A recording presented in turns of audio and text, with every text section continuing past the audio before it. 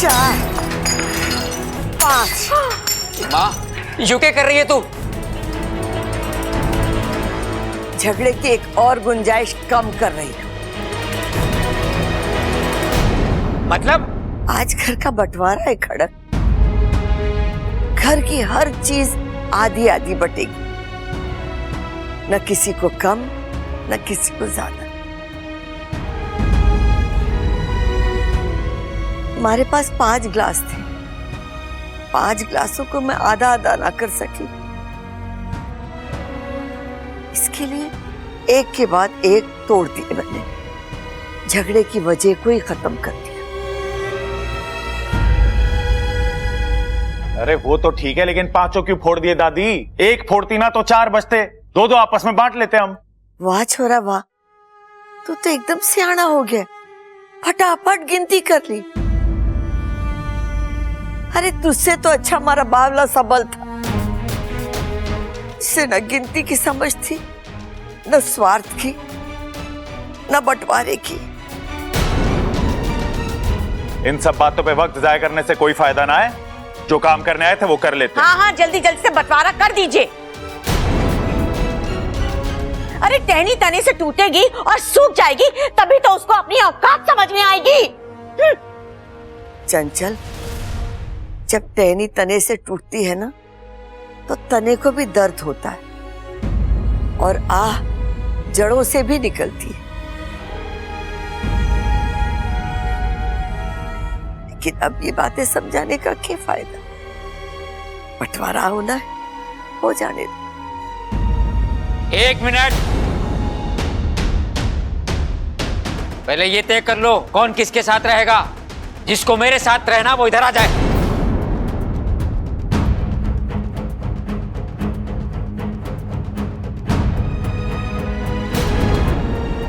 रिश्ते तो बांट लिए खड़क, अब चीजें भी बांट लो। वो काले कोट वाले आ गए। पहले इस घर में किसी को कोई भी चीज चाहिए होती थी, हम सब मिलकर तय करते थे, लेकिन आज वकील साहब तय करेंगे।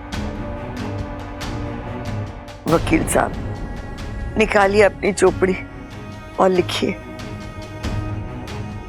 और तुम लोग भी बता दो तुम लोग को क्या चाहिए।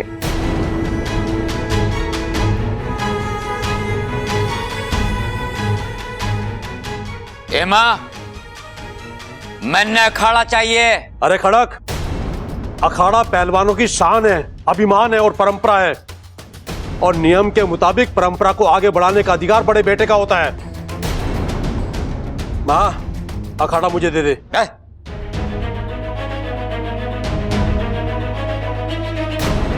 हाँ दादी, ताऊजी सही कह रहे हैं। घर में सबसे बड़े ये हैं और इनके बाद मैं रहूंगा, इसीलिए कायदे से अखाड़े पर हक हमारा होता है।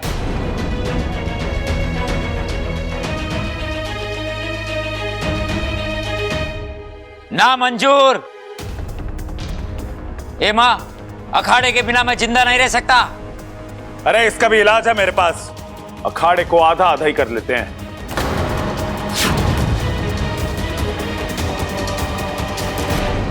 ठीक है, अखाड़ा दोनों में आधा आधा बांट देते हैं। ऊपर से नीचे लकीर बीच में खींच देते हैं। अब आगे बढ़ो। अम्मा जी, मुझे रसोई घर चाहिए। अरे वाह, आपको रसोई घर देकर हम क्या भूखे मरे? भूलिए मत, रसोई घर में आधे से ज्यादा बर्तन मेरी मुंह दिखाई पर आए थे। हाँ, तो ले जा अपने बर्तन। बड़ा रौब जता रही है अपने बर्तनों का।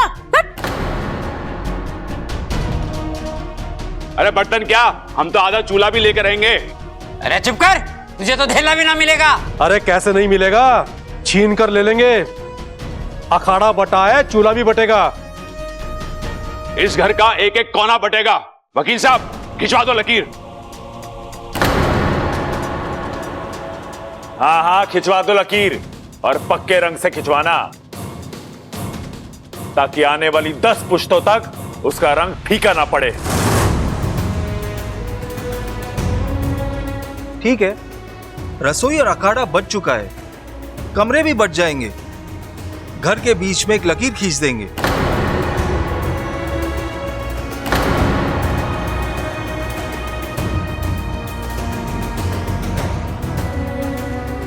आज तक मैंने जिन लोगों को एक दूसरे के लिए लड़ते हुए देखा है, आज वही एक दूसरे के साथ लड़ रहे हैं। कभी सोचा नहीं था इस घर में ये नजारा भी देखने को मिलेगा। घर और जज्बात के साथ इंसान भी बटेगा। ओ वकील साहब, बाल्टी और लोटों को भी गिन लो। हाँ हाँ, चादर और तकिए भी मत छोड़ना। और हाँ, गोदाम में रख के अनाज की बोरियां उनको भी गिन लो। पूजा घर के भगवान को भी। रुक जाइए, आप सब रुक जाइए।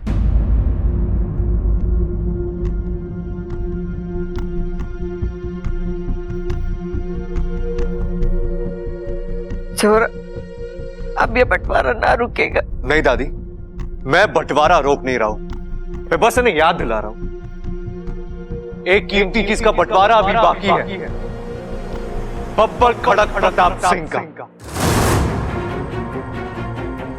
पहले मुझे बांटो, फिर ये घर बांटो।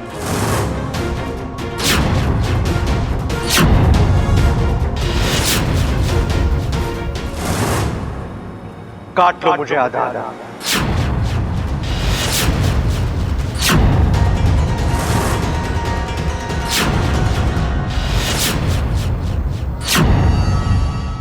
पहले मुझे बांटो, फिर ये घर बांटो। काट लो मुझे आधा आधा। अरे तू कोई चीज ना है, तू तो मेरा भाई है। भाई तो आपके सबल भैया भी है, लेकिन आप उनसे अलग हो रहे हो ना। शंकर ताऊ जी को आपने और पिताजी को सबल भैया ने बांट दिया है, तो मेरा क्या? मेरा बंटवारा कैसे होगा? तो बता ना, तू किसके साथ रहना चाहता है?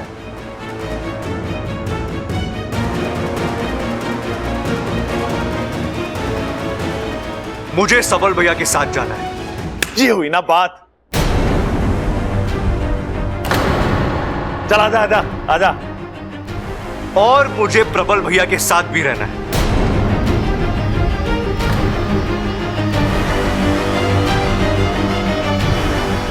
अरे ये कैसा पागलपन है? तू एक ही वक्त में दोनों जगह कैसे रहेगा? काट लो मुझे आधा आधा।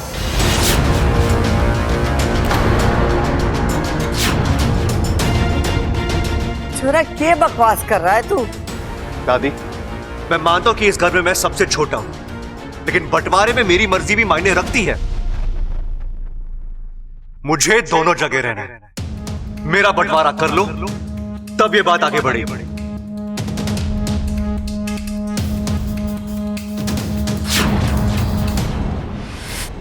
पैसों का, कपड़ों का, बर्तन का, कमरों का बंटवारा तो कोई भी कर लेता है। इंसान का बंटवारा करके दिखाओ, तब मालूम। रे बब्बल, ये सब कुछ तो जानबूझ के कर रहा है ना? पिताजी, आपको जो समझना है समझिए, लेकिन मुझे मेरे हिस्से के रिश्ते और हिस्से की यादें चाहिए। मुझे भाभी का दुलार, मां का प्यार, पिताजी की मार और ताऊ जी की फटकार चाहिए। मुझे एक ही अखाड़े में दोनों भाइयों से कुश्ती सीखनी है। मुझे मेरे हिस्से की ये सब चीजें दे दो, फिर कर लेना बंटवारा। ताऊ जी, ये मामला तो फंस गया है। मुझे भी कुछ ऐसा ही लगता है पिताजी। क्या करें? अब ये आप लोग तय कीजिए, इनका क्या करना है? इन्हें काटना है, नहीं काटना है?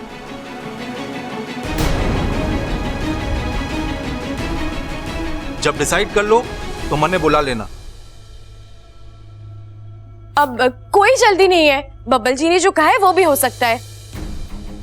आप लोग बस थोड़ा वक्त लीजिए, सोचिए, जैसे ही रास्ता निकलेगा हम वकील जी को फिर से बुला लेंगे। हाँ, ये भी सही है। ताऊ जी, ममता, मेरे हिसाब से हमें सोच लेना चाहिए।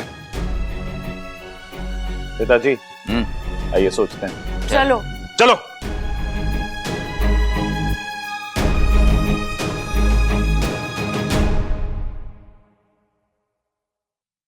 अच्छा,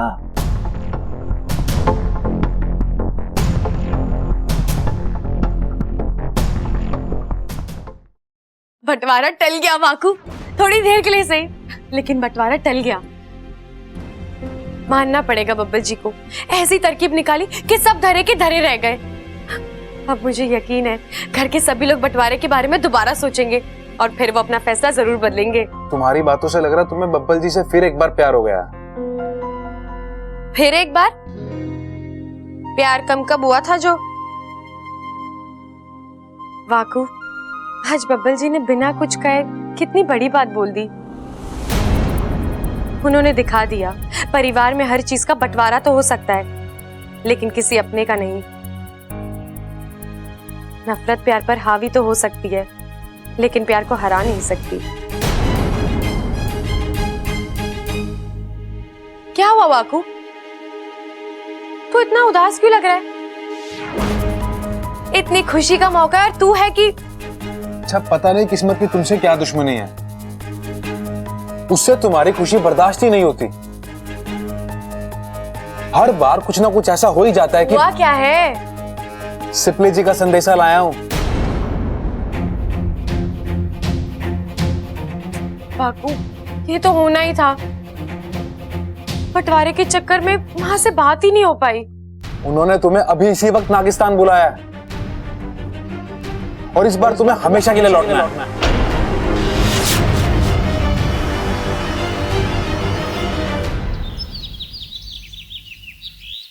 तुमने संदेशा भेज तो दिया है, लेकिन वहां जब तक सब कुछ ठीक नहीं हो जाता, मुझे नहीं लगता है इच्छा वापस आएगी। वो मेरी बेटी है सिपली, कोई ना कोई चक्कर तो चला ही लेगी। इच्छा दूसरों के साथ चाहे कितने भी चक्कर चलाए, पर वो मेरे साथ ऐसी वैसी कोई हरकत नहीं करेगी। माँ हो उसकी, वो जानती है कि मुझे उसकी कितनी चिंता है, और आज तक उसने मेरी कोई भी बात नहीं टाली, ये बात भी नहीं टालेगी। समझ नहीं रही हो सिपली, इस बार इच्छा बुरी तरह फंसी हुई है।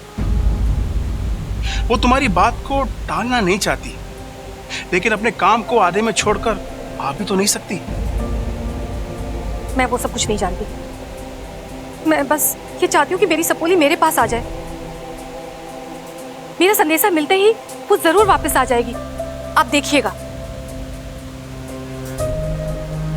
माफ करना नागोमी देव, लेकिन सिपली की ये जिद गलत है। आप मेरी सपोली को इस धर्म संकट से निकलने की बुद्धि और ताकत देना। माँ, इच्छा तू आ गई? हाँ माँ, आपका संदेशा मिले और मैं ना आऊं, ऐसा कभी हुआ है? देखा, मेरी बेटी वापस आ गई, हमेशा के लिए। माँ, वो मैं देख, अब तू ये मत कहना कि तुझे वापस जाना है। मैं माँ, आप मेरी बात तो सुन लीजिए। देख इच्छा, अगर तुझे वापस जाने के बारे में कुछ कहना है तो मुझे कुछ नहीं सुनना। आप मेरी बात सुन लीजिए, फिर आपको जो सही लगे मैं वही करूंगी। माँ, दरअसल बब्बल जी के घर में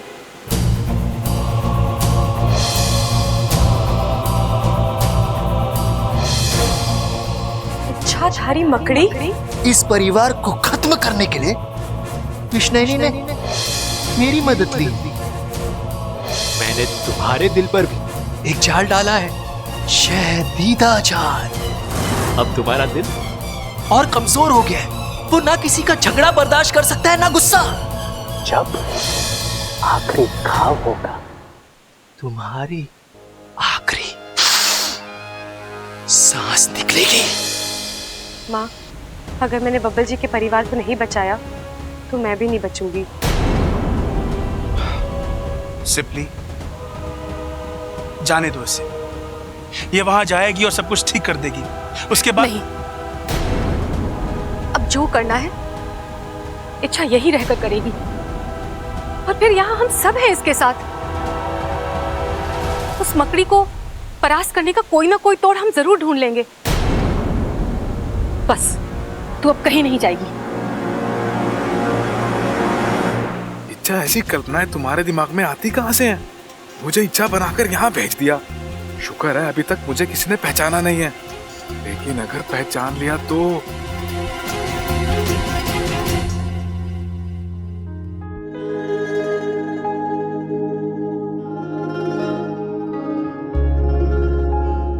बबल जी,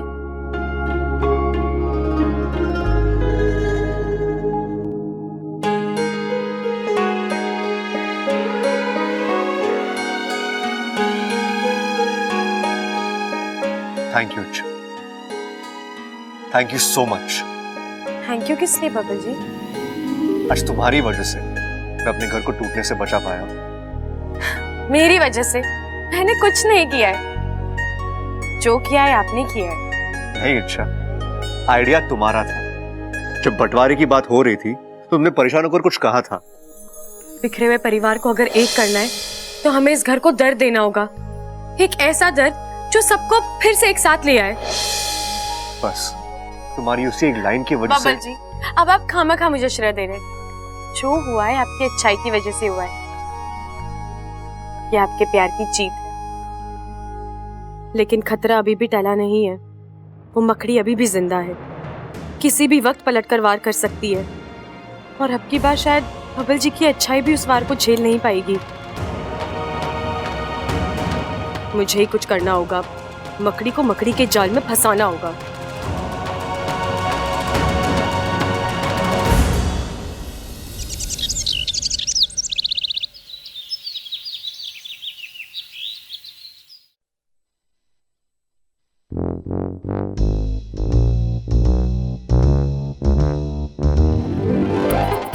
लगता है ये भी रसोई घर की तरफ जा रही है।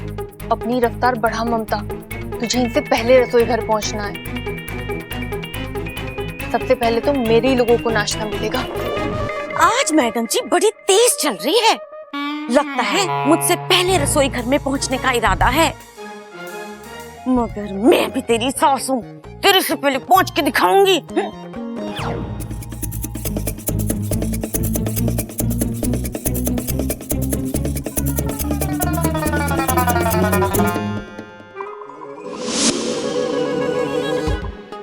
ए बब्बल, तू रसोई घर में क्या कर रहा है? अब रसोई में कोई फुटबॉल तो नहीं खेलेगा ना, नाश्ता बना रहा हूं मैं। लेकिन आप नाश्ता क्यों बना रहे हैं? घर में इतनी सारी औरतें हैं ना। हाँ औरतें तो हैं, लेकिन क्या उन्हें झगड़ों से फुर्सत मिलेगी नाश्ता बनाने के लिए? माँ, भाभी, मुझे मालूम था आप दोनों यहाँ सुबह सुबह आएंगी, पहले मैं के चक्कर में बहुत झगड़ा करेगी और ये पूरा घर बिना नाश्ते के रह जाएगा। इसलिए आज मैं अपने हाथों से नाश्ता बनाऊंगा, वो भी आप सबके लिए। ए बब्बल, तू इन सब में ना पड़, जा जा अपना काम कर। अरे काम ही तो कर रहा हूं माँ। देखिए, मैं ना आपका हूं ना इनका, तो अगर मैं अपने हाथों से नाश्ता बनाता हूं तो खाने में ना आपको प्रॉब्लम होगी ना इन्हें। मान जाइए ना माँ। देखिए, अगर आप समय पे नाश्ता करोगी ना तो आपको एनर्जी मिलेगी, और अगर आपको एनर्जी मिलेगी तो लड़ने झगड़ने का हौसला भी बढ़ेगा, है ना? हे, मुझे चढ़ा रहा है तू? नहीं माँ, मैं आपको आपकी जुबान में समझा रहा हूं। देखिए माँ, जब से घर बना है ना, यहां एक परिवार रहा है और एक ही चूल्हा जला है। तो अगर मेरे नाश्ता बनाने की वजह से वो चूल्हा बटने से बचता है तो माँ, एक कोशिश करने दो प्लीज। चलिए जाइए, आराम से बैठिए, मैं नाश्ता बनाकर लेके आता हूं। जाओ। छोरा, क्या हाल बना लिया है? अब तू रसोई संभालेगा के?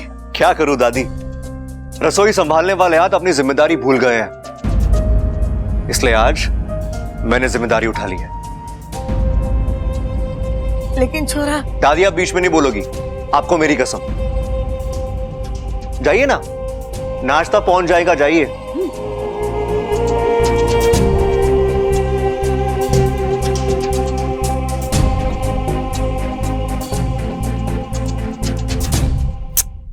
ये हुई ना बात, एक बार बब्बल जी ठान ले फिर दुनिया में कुछ भी मुश्किल नहीं है।